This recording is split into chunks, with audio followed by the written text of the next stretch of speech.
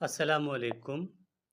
मेरा नाम डॉक्टर मोहम्मद नबील है और अल्हम्दुलिल्लाह रिसेंटली मैंने एमबीबीएस पास किया है लोरेलाई मेडिकल कॉलेज से।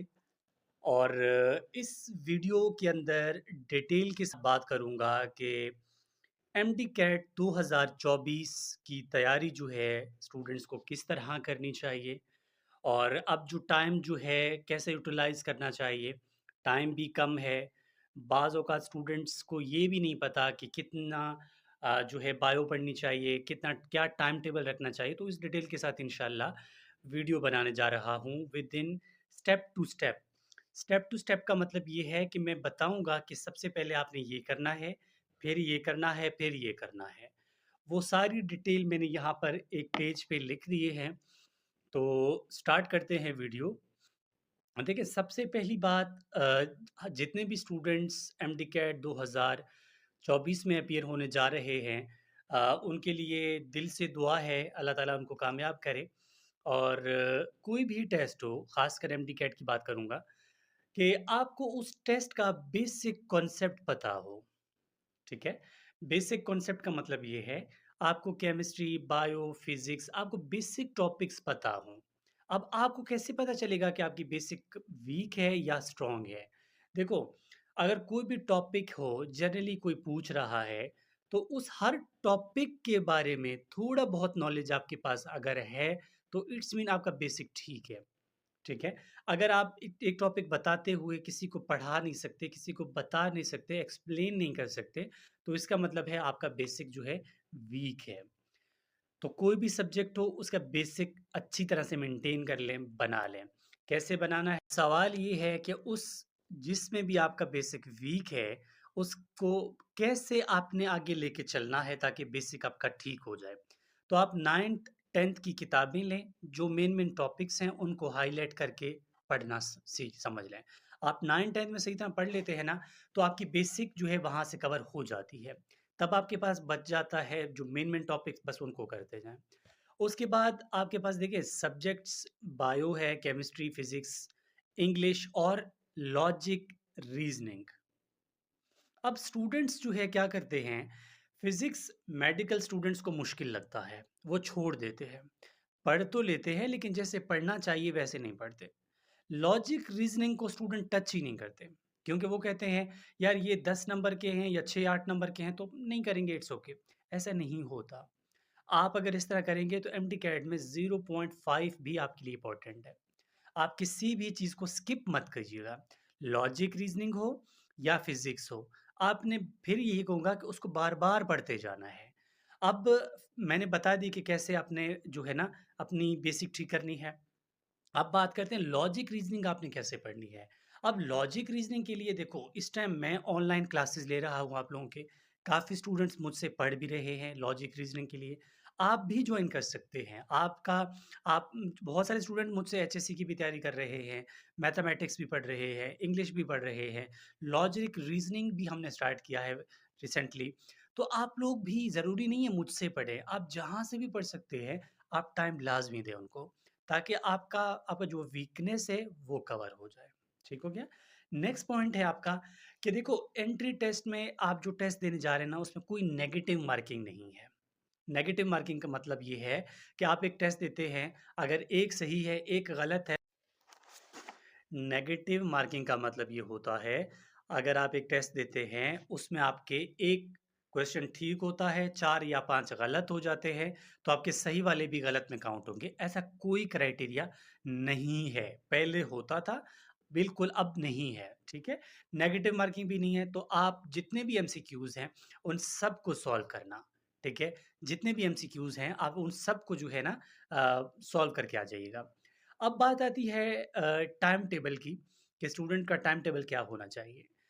देखिए, एमडी कैट के लिए या कोई भी टेस्ट के लिए कभी भी ऐसा क्राइटेरिया नहीं है कि कोई शख्स कहे कि यार आ जाए, बस मैं आपके माइंड में फिट कर देता हूँ, आप वो काम कर लेंगे। ऐसा नहीं होता। आपको स्टेप टू स्टेप फॉलो करना पड़ता है। अगर मिसाल मैं कहता हूँ यार मुझे ना कल जाना है क्वेटा, ठीक है? या इस्लामाबाद। मैं क्वेटा या इस्लामाबाद तब जाऊँगा ना जब मैं सुबह उठकर ठीक है? गाड़ी स्टार्ट करूँगा तभी जाऊँगा ना। अगर मैं बैठा रहूँगा कि मुझे बस गाइडेंस लेनी है आप लोगों से कि मैं कैसे कोएटा जाऊँगा, तो सब आकर यही बोलेंगे कि आप गाड़ी स्टार्ट करें, चले जाएँ। लेकिन मैं इंतज़ार कर रहा हूँ कि मुझे कोई गाइड करे। कैसे गाइड करेगा यार? उस शख्स ने तो बता दिया ना गाड़ी स्टार्ट करें चले जाएँ। सेम उसी तरह मैं बोल रहा हूँ आप स्टार्ट लें, आप स्टार्ट लें। आप स्टार्ट लेंगे तो तभी एक चीज़ पॉसिबल होगा ना, अदरवाइज़ बिल्कुल भी नहीं होगा, ठीक है?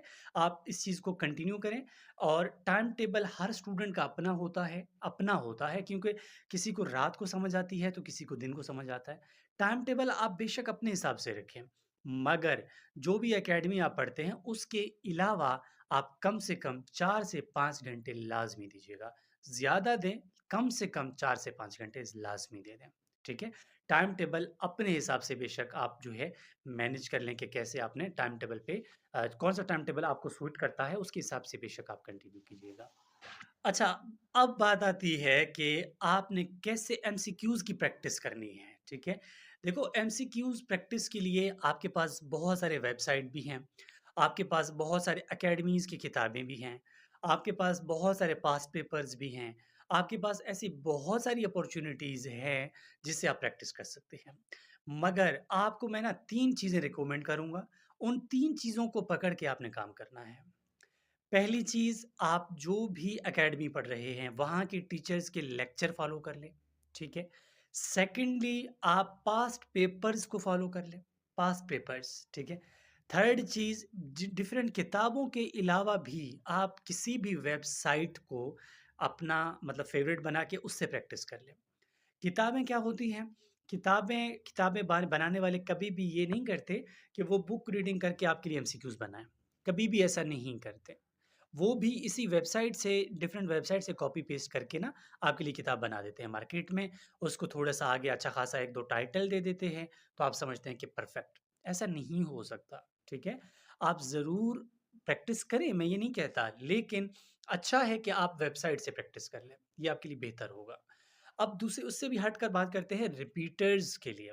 कुछ स्टूडेंट क्या करते हैं खुदा न ख़ास्ता किसी स्टूडेंट का नहीं होता, मिसाल के तौर पर उन्होंने टेस्ट दिया और उनका सिलेक्शन नहीं हुआ, तो यार कौन-सी आफ़त आई, ठीक है? टेंशन होती है, बातें बनती हैं, लेकिन बिलीव मी आप अपने माइंड में एक चीज़ क्लियर कर देना कि यार मैंने तो मेहनत किया था, अब नहीं हुआ, वो तो किस्मत की बात है। क्योंकि मेहनत कभी रायगा नहीं जाता। और आखिर में बस इतना ही कहूँगा कि अल्लाह ताला आप सबको कामयाब करे और wish you all the best for your test. इंशाल्लाह आप लोग अच्छा परफ़ॉर्म भी करेंगे और गुड लक अल्लाह ताला आप सबको कामयाब करे। मेहनत करें, कोशिश करें कि आप लोग कॉम्पिटेंट स्टूडेंट बनें, प्रैक्टिस ज़्यादा करें एमसीक्यूज़ की और देखिए कोई भी स्टूडेंट परफेक्ट नहीं होता, सब ने यही किताबें पढ़ी होती है। मैं अपनी बात करूँ तो मैं एक रिपीटर था, ठीक है? मैं वो स्टूडेंट था जो शायद ही किसी को लगता था कि आगे जाएगा।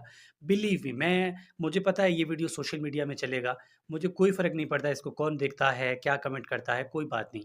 लेकिन टू बी हॉनेस्ट मैं सही बताऊँ तो आई वाज़ डल स्टूडेंट, मैं कोई इतना बड़ा क्लेवर स्टूडेंट नहीं था। मेरे लिए मुश्किल था कि मैं बायो पढ़ूँ, मेरे लिए केमिस्ट्री मुश्किल था, फिज़िक्स तो समझ ही नहीं आती थी। कैसे हुआ, कैसे किया, कभी भी ऐसा नहीं होता कि बैठा रहा तो किसी ने आके प्लेट में दे दिया कि ये लो आपकी सिलेक्शन होगी, ऐसा नहीं होता, ठीक है? इसके पीछे मेहनत है, इसके पीछे नींदें ख़राब हैं, इसके पीछे बहुत सारी कुर्बानियाँ हैं। तो मेहनत करें, अपने लिए ना सही, अपने वालिदैन के लिए सही, कोशिश करें उन लोगों के लिए कामयाब बनें जो आपको नाकाम देखना चाहते हैं, उनके लिए मेहनत करें, जो आपको नाकाम देखना चाहते हैं। तो आपकी मेहनत आपके लिए आपके ही काम आएगी। मुझे बस दुआओं में याद रखें और इंशाल्लाह नेक्स्ट वीडियो में भी आपसे आपसे बात करते रहेंगे, जो भी हमें नया अपडेट मिलेगा। Wish you all the best.